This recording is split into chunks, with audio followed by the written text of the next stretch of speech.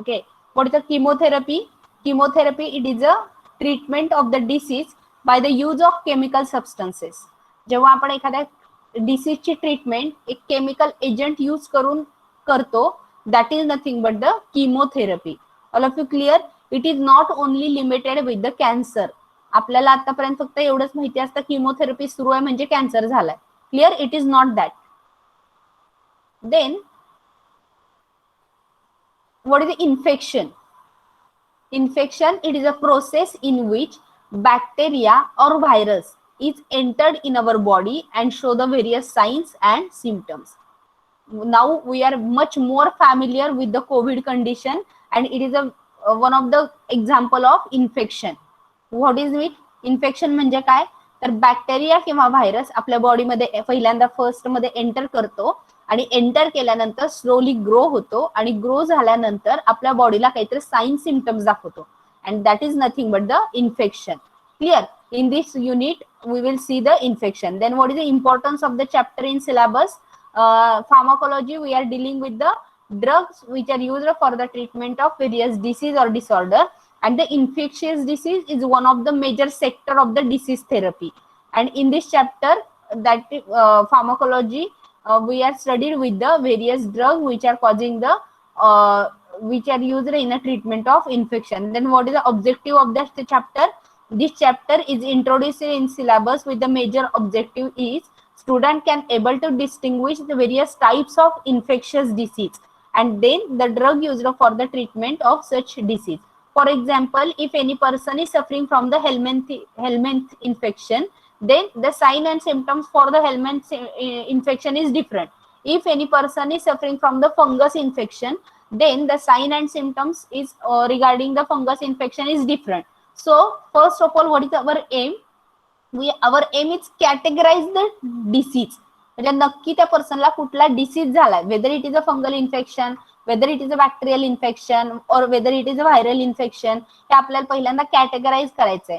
And then after the categorisation we will select the type of chemo agent we have to use for the treatment of that particular disease. Clear? पहिल्यांदा आपल्याला काय करायचंय, तर कुठल्या टाईपचं infection आहे पहिल्यांदा ते समजून घ्यायचंय आणि त्याच्यानंतर प्रत्येक टाईपच्या इन्फेक्शनसाठी टार्गेटेड ड्रग्ज आहेत आणि ते टार्गेटेड ड्रग शोधायचे आणि त्या टार्गेटेड ड्रगनी त्या पर्सनची ट्रीटमेंट करायची. Clear? Then in your beat first there are various question it came in your exam.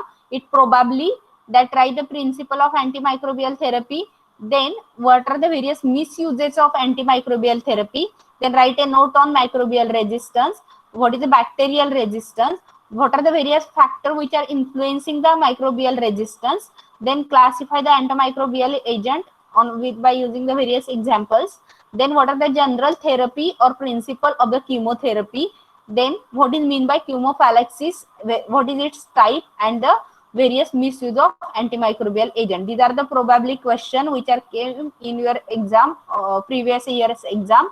Then we will see the introduction. The term chemotherapy was coined by the Ehrlich and beginning in the 20th century to describe the use of synthetic chemicals to destroy the infective agent. What is the infective agent? The agent which are causing the infection like a bacteria, virus, fungi, then any parasite. त्याला आपण काय म्हणतो, तर infectious agent. ते आपल्या बॉडीमध्ये enter करतात आणि इन्फेक्शन दाखवतात. And that word is and for the killing of that particular infectious agent we are using the synthetic chemical. आणि त्या केमिकलला म्हणायचं किमोथेरपी. त्या प्रोसेसला म्हणायचं chemotherapy. The chemotherapeutic drug should be toxic to organism but it not produces much more harm to the host cell. म्हणजे काय, तर आपल्या बॉडीमध्ये एंटर करणारा जो काही पॅरासाइट असेल तर तो स्वतः त्याचे एक वेगळ्या वेगळ्या टाईपचे सेल्स आहेत. It is also living person, living organism. That living organism is having its own cell, its own system, body system. So we have to select such type of agent that will only target the organism. म्हणजे आपण जर समजा एखाद्या बॅक्टेरियाला किल करण्यासाठी एखादी therapy घेतली आहे, drug therapy, आणि तो ड्रग जेवढ्या इंटेन्सिटीने बॅक्टेरियाला किल करतोय तेवढ्याच इंटेन्सिटीने जर ह्युमनच्या सेलला किल करत असेल तर आपल्याला चालेल का तो ड्रग? आपण म्हणू शकतो का, जरी 100% बॅक्टेरिया किल करत असेल तो ड्रग तरी पण आपण घेऊ का तो drug? No, because it is also harmful for the host cell. So we have to select such a type of antibacterial agent which are having the less effect on the host cell. Clear? Then chemotherapy drugs in a class are designed to inhibit or kill the infectious organism and having no or minimum effect on the host cell and is called as a chemotherapy. मग ह्या गोष्टींचा सगळा विचार करून काय केलं तर किमोथेरपीच्या डेफिनेशनला थोडंसं मॉडिफाय केलं आणि मॉडिफाय करून मग काय सांगितलं तर किमोथेरपी म्हणजे असे ड्रग्ज असतील, it is a synthetic derivative, की ते सिंथेटिक डेरिव्हेटिव्ह इन्फेक्शियस ऑर्गॅनिझमला तर किल करतील, त्यांची ग्रोथ इनिबिट करतील, पण त्याचबरोबर ते कमी इफेक्ट दाखवतील किंवा दाखवणारच नाहीत इफेक्ट कुणावरती तर होस्ट सेलवरती, आणि ह्या सगळ्या प्रोसेसला म्हणायचं chemotherapy. Clear? Then antimicrobial agent. Antimicrobial agent is, these are the synthetic as well as naturally occurring drugs that are used to attenuate the microorganism is called as a antimicrobial agent. म्हणजे काय तर असे agent आहेत, either ते synthetic असतील किंवा ते natural असतील, तर ते एजंट बॅक्टेरियाची मायक्रो ऑर्गॅनिझमची ग्रोथ इनिबिट करतील, मायक्रो ऑर्गॅनिझमला किल करतील आणि त्याचा फर्दर मल्टिप्लिकेशन होऊ देणार नाही. या सगळ्या प्रोसेसवरती जे एजंट अफेक्ट करतील त्याला आपण म्हणायचं antimicrobial agent. There are various classes and the target for the chemotherapy of bacteria. म्हणजे काय तर आपण जे बॅक्टेरियाला किमोथेरपी देतो तर ते कुठल्या पोझिशन वरती ऍक्ट करणार आहे बॅक्टेरियाच्या, हे पण वेगळे वेगळे क्लासेस आहेत. When we are saying that the class first derivative antimicrobial एजंटला जेव्हा आपण क्लास फर्स्ट डेरिव्हेटिव्ह म्हणतो तर ते काय करतायत तर these are the agent reactions that utilize the glucose and other carbon sources which are used to produce the ATP and the simple carbon compound. म्हणजे ज्या बॅक्टेरियाच्या ग्रोथला क्लास फर्स्ट असतो त्या फर्स्ट क्लासमध्ये बॅक्टेरिया काय करतोय किंवा मायक्रो ऑर्गॅनिझम काय करतोय तर ग्लुकोज आणि अदर कार्बनचा सोर्स यूज घेतोय आणि त्याच्यापासून एटीपी किंवा सिंपल कार्बन कंपाऊंड प्रिपेअर करतात. सेकंड क्लासमध्ये काय करतात pathway utilizing the energy and the class first compound to make the molecules like amino acid and the nucleotide. Second class मध्ये बॅक्टेरिया किंवा मायक्रो ऑर्गॅनिझम काय करतो तर जे तयार केलेले एटीपी आहे किंवा जे एनर्जी जनरेट झाली आहे किंवा सिंपल कार्बन कंपाऊंड आहे ते छोटे छोटे पीस घेऊन काय करतो तर एक सिंपल मायक्रो मॉलिक्यूल तयार करतो, that is amino acid, macro molecule and nucleotide. तर असा मॉलिक्यूल तो काय करतो छोटासा एक मॉलिक्यूल तयार करतोय. ते छोटा मॉलिक्यूल कोणापासून तयार करतो तर पहिल्यांदा तयार केलेल्या त्याच्या सिंपल कार्बन कंपाऊंड पासून आणि एटीपी पासून. Clear? Then what is the third step? Third step मध्ये काय करतात pathways that convert the small molecules into the macro molecule such as a protein, nucleic acid and the peptidoglycan. मग third step मध्ये micro organism काय करतायत तर ते छोटे छोटे जे तयार केलेले स्मॉल मॉलिक्युल्स आहेत तर त्याला प्रोटीन्स, न्यूक्लिक ऍसिड आणि पेप्टिडोग्लायकॅन सारख्या लार्ज कंपाऊंड मध्ये कन्वर्ट करतायत and that will be utilised as a product, energy product for the organism. लक्षात येते? म्हणजे एकदम सिंपल एक्झाम्पल आहे. जसं की एखाद्या पर्सनला घर बांधायचंय, फर्स्ट स्टेज मध्ये काय करतात that person are trying to take the sand, trying to take the cement and all the requirement, that is nothing but the taken the glucose and the ATPs, it is a primary source. What is the secondary source? Secondary source, they are starting to make the building, only building, they are dealing to make only the building, that is the construction of the macromolecule, that is the amino acids and the peptide nucleotides agent जे DNA, RNA छोटे छोटे part बनवून ठेवून टाकायचे बाजूला. And at the last stage they are decorating. Last स्टेजला ते काय करतायत तर ते सगळे छोटे छोटे बनवलेले पार्ट एकत्र करतायत, असेंबल करून एक फायनल प्रोडक्ट तयार करतायत आणि it is the third class. मग जर आपल्याला एखादा अँटीमायक्रोबियल एजंट यूज करायचे, that antimicrobial agent is act in between the amongst three class. Either they are inhibiting the glucose utilization, glucose uptake, or if they are second class targeting, then they are inhibiting the amino acid synthesis. And if that antimicrobial agent at the class 3 targeting, then they are inhibiting the conversion of smaller group micromolecule into the macromolecule.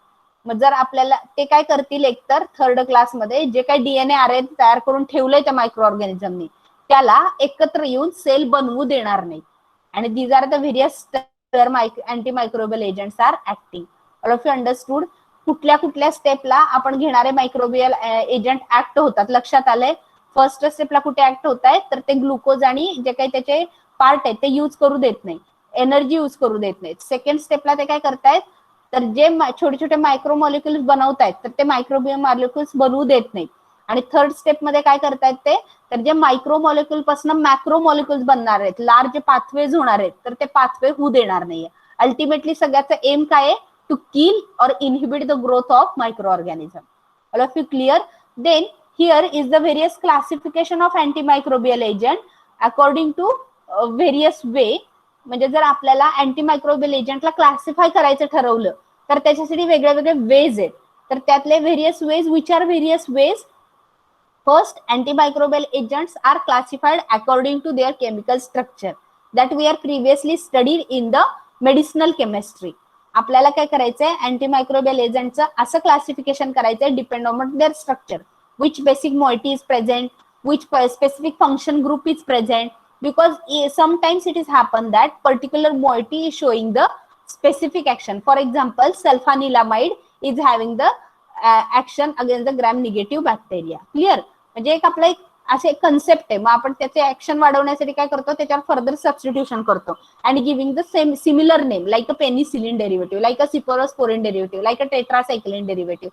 हे एक त्यांचे एक basic ring आहेत. आपण काय करतोय, त्याच्यावर फक्त सिंपल सबस्टिट्यूशन करतोय आणि त्याच्यातनं काही त्याचा प्रोडक्ट जे काही तयार होतोय तर त्याला आपण त्याचं जनरेशनचं नाव देतोय. So depending upon their chemical structure we are able to classify. म्हणजे पेनिसिलिनला सेपरेट ग्रुप देऊ शकतो, सिफालोस्पोरिनला सेपरेट ग्रुप देऊ शकतो, टेट्रासायक्लिनला सेपरेट ग्रुप देऊ शकतो. Clear? Then next type of classification according to its mechanism of action. Clear?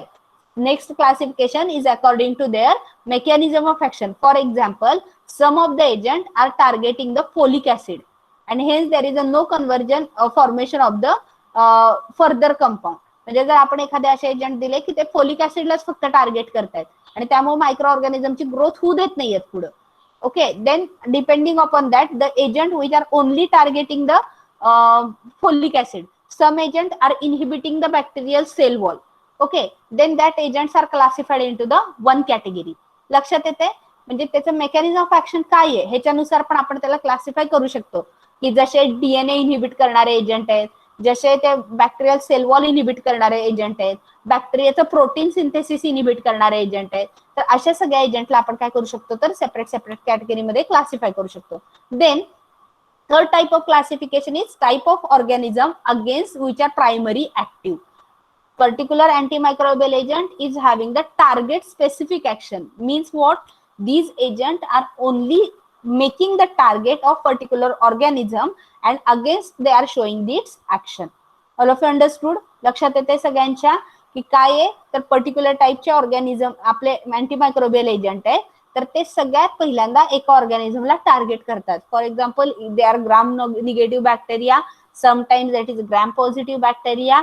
Okay, अशा particular टाईपच्या बॅक्टेरियाला अँटीमायक्रोबियल एजंट टार्गेट करतात. Depending upon that we are classifying the antimicrobial agent. Then next type of class agent is a depends upon the spectrum of activity. Some type of organism are antimicrobial agent are only killing specific type of bacteria only. They are not having the effect on the adjuvant disease. Clear? That is called as a narrow spectrum. फक्त तेवढ्याच टाईपच्या स्पेक्ट्रमच्या बॅक्टेरियावरती त्या antimicrobial एजंटचा effect आहे. It is called as a narrow spectrum. But some of the antibiotics are having the variety like a ciprofloxacin derivative. Ciprofloxacin derivative are effective against the most of the type of bacteria. बऱ्याच टाईपच्या बॅक्टेरियावरती micro organism वरती ciprofloxacin डेरिव्हेटिव्हचा effect आहे. So it is categorised as a broad spectrum antibiotic. जेवढे जास्त टाईपच्या organism skill होत आहेत त्याला म्हणतात broad spectrum. If the specific type of organism is only able to targeted then it is called as a narrow spectrum. Then fifth type of classification is according to their action. Which type means whether it is a fungicide, whether that microorganism antimicrobial agent is inhibiting the growth, or whether it will prevent the multiplication, whether it is a fungistatic, whether it is a fungicidal. Depending upon that again the antimicrobial agents are classified. Clear? And the last type of classification depending upon its source, means whether that antimicrobial agent is obtained from the natural source, whether that antimicrobial agent is semi-synthetic derivative, or whether that antibiotic is totally synthetic derivative. Depend upon that its a source, it are further classified. All of you clear the classification of antimicrobial agent? लक्षात येते सगळ्यांच्या? antimicrobial agent आपण कुठल्या टाइपनी classify करू शकतो? Depending upon its 6 types. First type classification is depending upon its chemical structure. Second type of classification, it depends upon its mechanism of action. Third type of classification depends upon its primary action against specific microorganism. Then fourth type of classification according to its spectrum of activity. Next type of classification is according to its type of action. And last type of classification is depends upon its source of obtaining or gaining the antimicrobial agent. All of you clear? Then here is a various classes. For example, sulfonamide derivative like a sulfadiazine, dapsone. Some of the example is anti-aminopyridine derivative, there's a trimethoprim. Quinolone derivative like a nalidixic acid. Beta-lactam antibiotic like a penicillin. Tetracycline is a doxycycline. Nitrobenzene derivative, that is a chloramphenicol. Aminoglycoside derivative, that is a streptomycin. Macrolide antibiotic, that is erythromycin. Lincosamide, that is a lincomycin, like, and so on. These are the various derivative classified according to its structure. The next classification is depends upon its mechanism of action, like an agent which will inhibit the cell wall, the agent which will causes the leakage of the cell membrane. Some of the agent will inhibit the protein synthesis, and so on. The next type of classification is depends upon specific type of organism, like an antibacterial agent, antifungal agent, antiviral agent, and so on. The next classification according to its spectrum of activity. Some of the agent like a narrow spectrum antibiotic, example penicillin G and the streptomycin. Some of the agents are broad spectrum antibiotic like a tetracycline and the chloramphenicol. Then some example is according to its primary action, like a primary bacteriostatic that will prevent the growth, example sulfonamide and tetracycline. And next, primary bactericidal agent that will kill the microorganism like a penicillin and aminoglycoside. Then according to source from which the antimicrobial agent is obtained, that is a fungi, it is a penicillin. Bacteria, it is a polymyxin. Antiviral, it is a acyclovir. And antiprotozoal agent like a chloroquine. All of you clear? लक्षात येते सगळ्यांच्या classification. Then our next point is problem that arises with the use of antimicrobial agents. म्हणजे काय? The following are some of the problems caused due to the use of antimicrobial agent.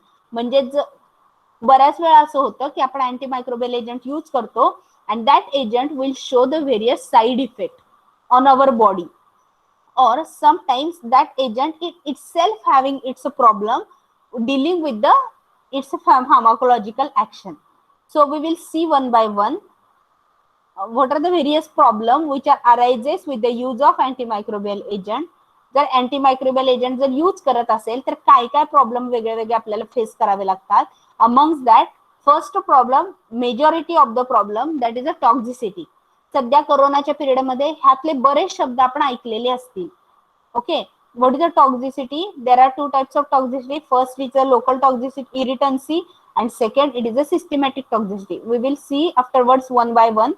Then second problem, it is a hypersensitivity reaction. The third problem, it is a drug resistance. It is again further classified into the natural resistance and the acquired resistance.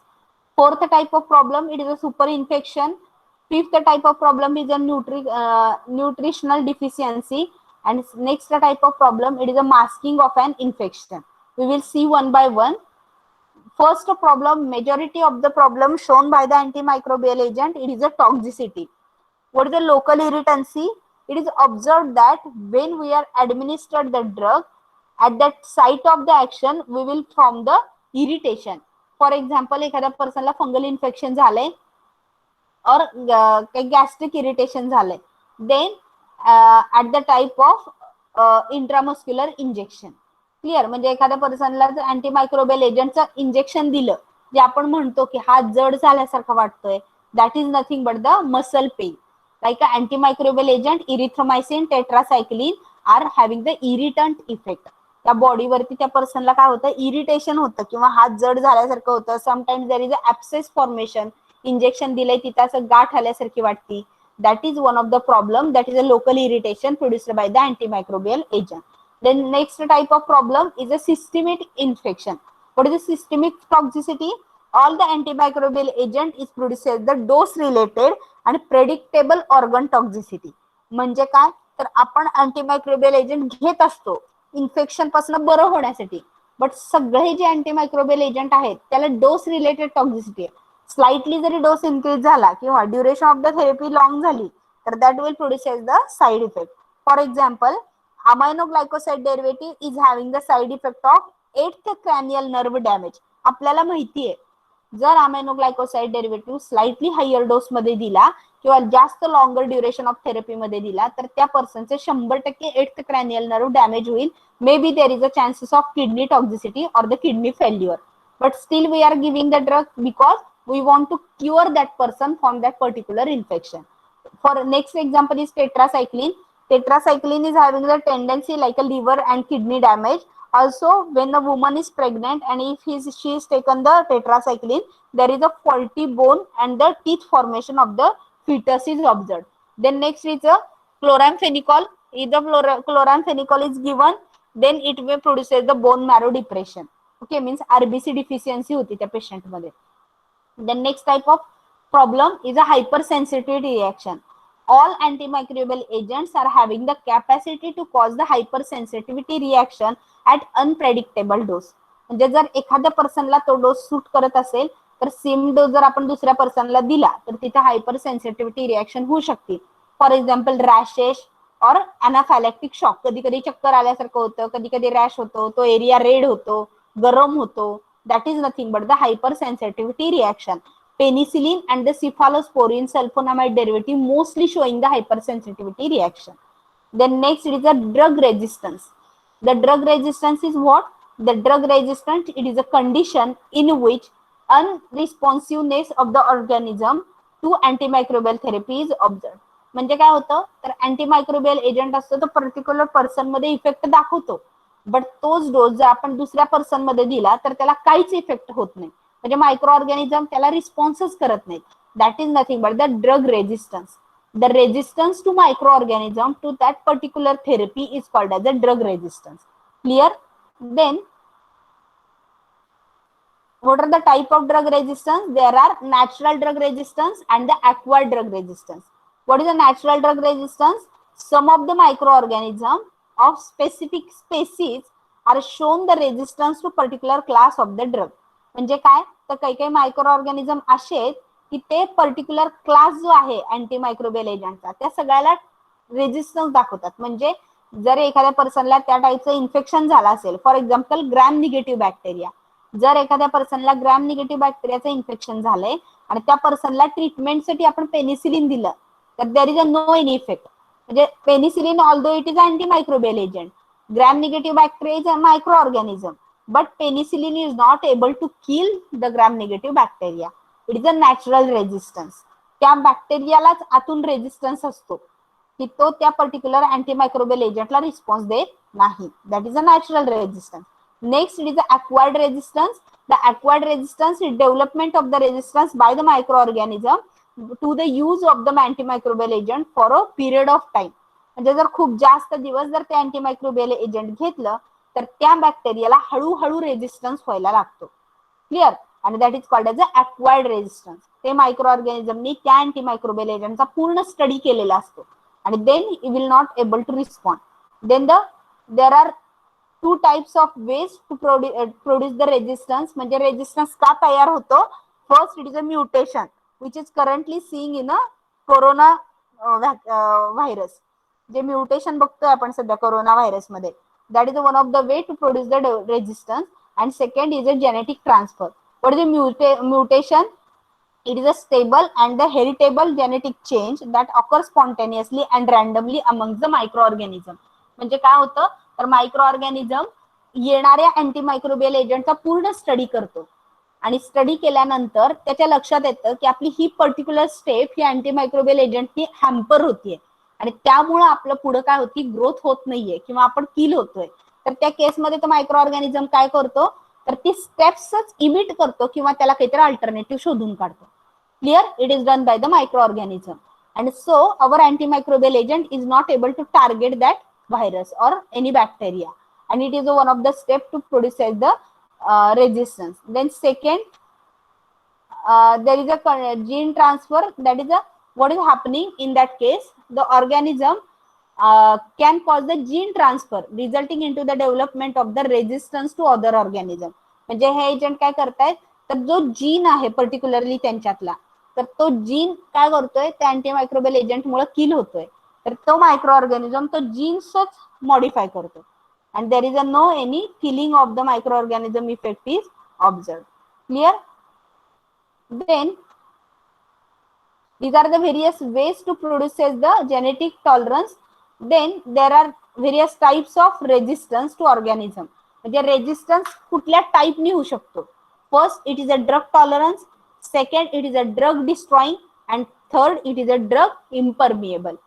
First resistance मध्ये काय होतं, the loss of affinity of the target like a biomolecule of the organism for the particular antimicrobial agent is called as a drug tolerance organism. म्हणजे काय, तर ते drug घेऊन घेऊन घेऊन त्या मायक्रो ऑर्गॅनिझम काय करतंय, जिथं ड्रग जाऊन बाइंड होतं त्यालाच अल्टर करून टाकतं. म्हणजे त्याची रिस्पॉन्सिव्हनेस कमी होतो त्या ऑर्गॅनिझमचा त्या पर्टिक्युलर थेरपीला. And hence there is a production of the tolerance. म्हणजे कितीही ड्रग वाढवून दिला तर त्या मायक्रो ऑर्गॅनिझम वरती त्या ड्रगचा काहीच इफेक्ट होत नाही. मग एकतर आपल्याला काय करावं लागतं, ड्रग चेंज करावं लागतं त्या केसमध्ये. There is a no effect while we are increasing the dose. Then second effect is a drug destroying. That micro organism will release the enzyme which inactivate the drug. म्हणजे micro organism काय करतो, कुठलं agent घेतायत, त्याच्यामुळे आपल्यावर काय effect होतोय ह्याचा study करतात. त्यानंतर एक असं एन्झाईम रिलीज करतात की ते एन्झाईमच त्या ड्रगला इनऍक्टिवेट करून टाकेल. and due to that there is a production of the resistance. म्हणजे कितीही ड्रग वाढवून दिला तरी ते मायक्रो ऑर्गॅनिझम काय करणार आहे, परत एन्झाईम वाढवणार आहे. त्यामुळे आपण कितीही ड्रग वाढवून दिला तरी त्या ड्रगने तो मायक्रो ऑर्गॅनिझम किल होणार नाही. Then next effect is a drug impermeable. Many of the hydrophilic drug antibiotic is having the problem to entry in bacterial cell wall through the channel, that is a porine channel. and that porine channel bacteria काय करतो, close करून टाकतो. आणि close केल्यामुळे जे hydrophilic drug आहेत ते आतमध्ये सेलच्या एंटर करू शकत नाहीत. and there is a drug impermeable problem is associated and that will produce the resistance. Clear? All of you clear? Then there is a one of the concept is cross resistance. What is the cross resistance? Acquisition of the resistance to one antimicrobial agent will produce the resistance to other antimicrobial agent. That is called as a cross resistance. What is a cross resistance? Cross resistance म्हणजे काय, तर एक organism आहे त्याला sulphonamide मुळे resistance आलाय, but तो काय करतोय, एकदा सल्फोनामाइडचा स्टडी करून ठेवतो, त्याच्यानंतर सल्फोनामाइड डेरिव्हेटिव्ह मधले कुठलेही दुसरे ड्रग दिले तरी तो ऑर्गॅनिझम त्या टाईपच्या ड्रगनी मरत नाही. That is nothing but the cross resistance. Okay, clear? लक्षात येते? लक्षात येते सगळ्यांच्या? सल्फाडायाझिन ड्रग आहे, ते जर मायक्रो ऑर्गॅनिझमला दिलं तर ते मायक्रो ऑर्गॅनिझम काय करतंय, सल्फाडायाझिनचा स्टडी करून ठेवतो. क्लिअर? आणि त्यानंतर सल्फाडायाझिन नंतर आपण कुठलंही दुसरं सल्फोना डेरिव्हेटिव्ह दिलं, सल्फोनामाइड डेरिव्हेटिव्ह दिलं तर त्याच्या सुद्धा त्या मायक्रो ऑर्गॅनिझमवर काहीच इफेक्ट होत नाही. जरी आपण ते फर्स्टच टाइम देतोय, ते ड्रग फर्स्ट टाइम देतोय, बट मायक्रो ऑर्गॅनिझमने त्याचा आधी स्टडी करून ठेवलाय. And that is called as a cross resistance. Clear? All of you understood? लक्षात येते सगळ्यांच्या? All of you understood? Then what we have to do to prevent the drug resistance. मग आता आपल्याकडे खूप पर्टिक्युलर ड्रग आहेत, जर ऑर्गॅनिझमनी फास्ट रेजिस्टन्स डेव्हलप करायला चालू केलं तर आपण फर्दर ट्रीटमेंट कशी देणार त्या पर्सनला. So it is our duty, it is a duty of pharmacist और the duty of the doctor to prevent the resistance. सगळ्यात सिरियस कंडिशन कुठली मायक्रोबियल इन्फेक्शनची, तर we have to prevent the resistance. Clear? आणि हा जो करंट पॅन्डेमिक सिच्युएशन आहे, it is one of the best example to understand this chapter. हा chapter समजून घ्यायला आता सध्याची कंडिशन एकदम अॅक्युरेट मॅच करते. Clear? How we will prevent the resistance? There is a no inadequate or prolonged use of the antimicrobial agent to avoid the drug resistance. एक तर पहिल्यांदा काय करायचंय, जास्त ड्युरेशन ऑफ थेरपीचे अँटीमायक्रोबियल एजंट यूजच करायचे नाही, जेणेकरून तो बॅक्टेरिया त्याचा पूर्ण स्टडी करेल. Clear. Then second, prefer rapidly acting and the selective type of agent whenever possible. म्हणजे पहिल्यांदा काय करायचं, फर्स्ट रॅपिडली ऍक्टिंग हे डेरिव्हेटिव्ह सिलेक्ट करायचे आणि त्यातनं पण त्या नॅरो स्पेक्ट्रम असले पाहिजेत. का नॅरो स्पेक्ट्रम असले पाहिजेत? Because they are if they are still producing the resistance, then that resistance is particularly limited to that species only. जर नॅरो स्पेक्ट्रम असेल तर ती पर्टिक्युलर स्पेसिसच फक्त त्या अँटीमायक्रोबियलला रेजिस्टन्स करेल. But if that antimicrobial is a broad spectrum, then the remaining type of organism is also start to produce the resistance. मग ते तर ऑर्गॅनिझम पर्टिक्युलरली ज्याच्यासाठी दिलाय तो ऑर्गॅनिझम तर रेजिस्टन्स करेलच करेल, पण त्याच्या बरोबर जे आजूबाजूचे ऑर्गॅनिझम्स आहेत ते ऑर्गॅनिझम्स पण त्याच्या रेजिस्टन्स तयार करतील. Then third, it is a huge combination of the antimicrobial agent whenever prolonged therapy is undertaken, like in tuberculosis. मग काय करायचंय, एक सिंगल ऑर्गॅनिझम अँटीमायक्रोबियल एजंट आपण युजच नाही करायचा. We will confuse that bacteria. आपण काय करायचंय, कॉम्बिनेशन यूज करायचंय. सो कॉम्बिनेशन दिल्याने काय होतं, एक तर डोस कमी होतो त्या पर्टिक्युलर अँटीमायक्रोबियल एजंटचा, and then it will not produce the resistance to that particular organism. Dose पालटून द्यायचं, डोस कमी जास्त करून द्यायचं, कॉम्बिनेशन चेंज करून द्यायचं. Then there is no sufficient time to that bacteria to study that particular drug. And next how we will prevent the infection, that is a infection by organism notorious for the development of the resistance must be treated intensively to avoid the further resistance. म्हणजे जे already micro ऑर्गॅनिझमला resistance झालाय त्याला त्याच्या पुढचे drug देऊन आणखीन जास्त resistance develop करण्यापेक्षा will try to study various alternative. Then the supra infection, it is one of the concept. What is a super infection? Super infection, there is a normal bacterial flora and there is a, what is a super infection? This is means by the appearance of the new infection due to the antimicrobial therapy. Means what? We are suffering from any particular infection, we are taken the antimicrobial agent, and afterwards, after few days, we are finding that that infection is get treated, but that person is suffering from the another type of infection. Why it is so? Because some alteration in the normal flora of the body and that will produces the resistance. म्हणजे आपल्या बॉडीमध्ये पण जे good bacteria असतात, that is a normal bacterial flora present in the intestine for help for the digestion of the food and the other day to day activity of our body. मग आपण जे antimicrobial agent घेतो तर त्या antimicrobial agent काय करतायत, तर त्या आपल्या गुड बॅक्टेरियाला पण किल करून टाकतात आणि गुड बॅक्टेरियाला किल केल्यामुळे आपली इम्युन सिस्टीम काय होते, हॅम्पर होते आणि त्यामुळं जे इन्फेक्शन झालंय ते होईल ट्रीट त्या पर्टिक्युलर थेरपीनं. पण जे अदर जे सुपरनेंट इन्फेक्शन आहे तर ते सुपर इन्फेक्शन सुद्धा काय होईल, सिरियस होईल. इतके दिवस का नसतं होत सिरियस ते, तर ते आपल्या बॉडीतले गुड बॅक्टेरिया त्याला किल करत असतात किंवा आपल्याला इम्युनिटी प्रोड्यूस करत असतात ते बॅक्टेरिया. पण आपण काय केलंय, अँटीमायक्रोबियल एजंट घेतल्यामुळे आपले गुड बॅक्टेरिया किल झालेत आणि ते गुड बॅक्टेरिया ज्या बॅक्टेरियाच्या अगेन्स्ट फाईट करतायत तर ते बॅक्टेरिया त्यामुळे जास्त सिरियस इन्फेक्शन स्प्रेड करते आणि that is called as a super infection. Clear. Super infection लक्षात आलंय सगळ्यांच्या. Example, tetracycline causes the greater suppression of the colonic bacteria than chloramphenicol causes the super infection diarrhea. म्हणजे जर tetracycline दिलं, tetracycline काय करतंय तर आपल्या बॉडी कॉलनी बॅक्टेरिया जे आहे आपल्या बॉडीमध्ये कॉलॉनिक, त्या कॉलॉनिक बॅक्टेरियाला किल करते टेट्रासायक्लिन आणि त्यामुळं जे फूड मधले जे बॅक्टेरिया आहेत these are bacteria normally causing the diarrhea, that bacteria is produces its effect and there is a diarrhea like situation is observed. Clear everyone? All of you understood?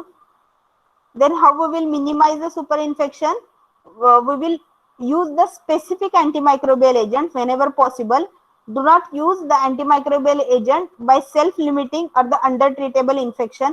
म्हणजे आपल्याला जर माहित नाहीये नक्की कुठल्या टाईपचं व्हायरल इन्फेक्शन झालंय तर कुठलेही रँडमली सिलेक्ट करून अँटीमायक्रोबियल एजंट यूज करायचे नाहीत and avoid the prolonged therapy. Clear? The next problem of the use of antimicrobial agent, it is a nutritional deficiency. Vitamin B complex or K vitamin synthesized by the intestinal flora. Prolonged use of the antimicrobial agent alter the flora and produces the vitamin deficiency. म्हणजे antimicrobial therapy घेतल्याचा आणखीन एक problem काय आहे, तर आपल्या बॉडीमधले जे good bacteria आहेत ते व्हिटॅमिन बी कॉम्प्लेक्स किंवा व्हिटॅमिन के सिंथेसाइज करतात. आणि आपण जर लॉंग थेरपी घेतली ड्रगची, अँटीमायक्रोबियल एजंटची, तर ते त्या फ्लोराला पण इनहिबिट करून टाकतात. आणि त्याच्यामुळे काय होतंय तर there is a deficiency of vitamin B complex and the vitamin K. Then last effect problem associated with the use of antimicrobial agent is masking of an infection. Sometimes a short course of the antimicrobial agent treated one infection, but it will suppress the another infection. Once we will stoppage the therapy, they increase the suppressed infection and spread faster. म्हणजे काय, एखाद्या पर्सनला एक disease झालाय, त्या disease साठी आपण काय करतोय, एक अँटीमायक्रोबियल एजंट घेतोय. त्या अँटीमायक्रोबियल एजंटमुळे दुसरा एखादा छोटा डिसीज आहे तो काय होईल, हाईड होईल. छोटस इन्फेक्शन आहे ते हाईड होईल. बट जेव्हा तो फर्स्ट टाइप डिसीज जेव्हा क्युअर होईल त्यावेळी आपण काय करणार आहे, थेरपी स्टॉप करणार आहे. का तर आपलं मेजर एम कुठला असेल, फर्स्ट डिसीज ट्रीट करण्याचं. पण त्याच्यामुळे जे सेकंड टाइप ऑफ डिसीज आपला हळूहळू क्युअर होत होता, तर ते मायक्रो ऑर्गॅनिझम फास्ट स्प्रेड करायला स्टार्ट करतील. आणि that is nothing but the masking of infection. For example, syphilis is masked by the single dose of penicillin which sufficient to cure the gonorrhea. म्हणजे काय, जर एखाद्या पर्सनला गोनोरिया झाला असेल तर त्याला आपण सिंगल डोस देतोय पेनिसिलिन. पण त्या केसमध्ये काय होऊ शकतं, जर त्या पर्सनला सिफालिस असेल तर तो सिफालिस थोडा दिवसांपुरता स्टॉप होऊ शकतो. ओके, ऍक्च्युली ट्रीटमेंट कशाची चालू आहे, गोनोरियाची चालू आहे. तोपर्यंत सिफालिसचा जो ऑर्गॅनिझम आहे तो शांत बसू शकतो. But once we will cure from the gonorrhea, that person is stopped to take the therapy. Gonorrhoea पासून तो माणूस बरा झाला की तो काय करणार आहे, बास करून टाकणार आहे थेरपी. का तर त्याला आधी सिफालिसचा एवढा काही त्रास होत नसेल. But once there is a stoppage of the therapy, the syphilis is start to spreading very fast. एकदा थेरपी स्टॉप केली की सिफालिस काय होणार आहे, डबल स्पीडनं मल्टिप्लाय होणार, चालू होणार आहे. आधी त्या माणसाला त्या सिफालिसचा एवढा त्रास नसेल, बट एकदा स्प्रेडिंग इन्फेक्शन वाढलं की that will produce the harmful effect. All of you understood what are the various problems which are faced during the microbial infection? All of you understood? लक्षात आले सगळ्यांच्या? Everyone clear? All of you clear?